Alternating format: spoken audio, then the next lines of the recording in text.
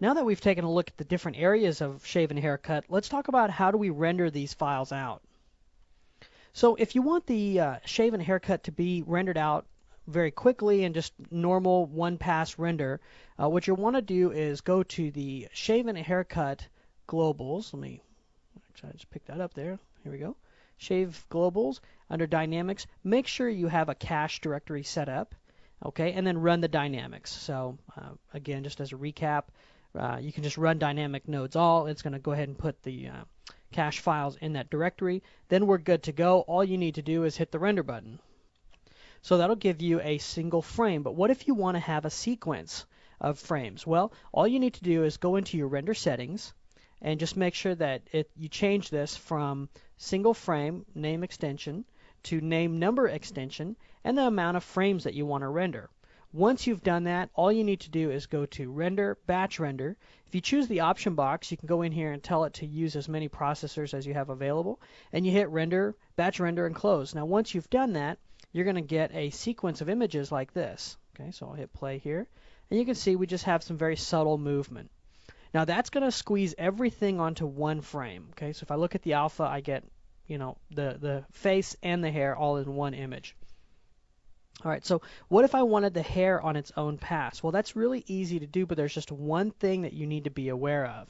Let's actually jump out to our shave globals here, and let me open up this buffer mode, scroll down, and where it says output hair images, we're going to turn that on. Okay, and I need to give this image file prefix an entry. Okay, so here's where I want the images to get dumped. Okay, in this C:"shave hair folder. So I'll just copy this, and I'll come over here and I'll put this in place. Okay, just paste that in. I'm going to close this dynamic so we don't get that confused. And the only thing that I want to do here is I want to reverse these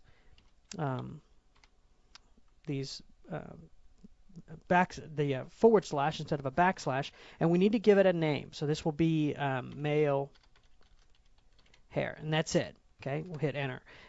So what it's going to do now is when I hit render, it's going to take this and spit out an image. So let's render this real quick.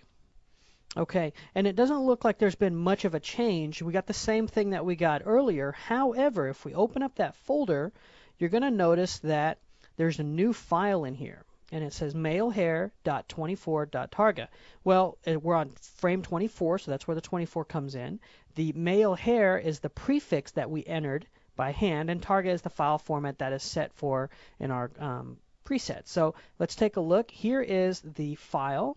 Okay, that's the malehair.24targa, and it has its own alpha channel, its own color, and this is how you can separate this. Now, the problem is, if we take a look, we want the head all by itself.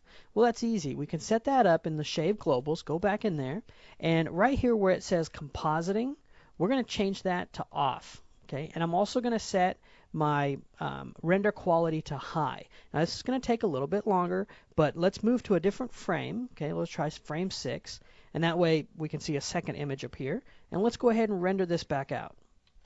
So if we take a look here, we actually have the shadow information currently baked into our mesh. I'm sorry, not our mesh, but our final image. And I'm okay with that. I could use this to composite my hair back on top. But I don't have any hair in this frame, which is what I'm really after.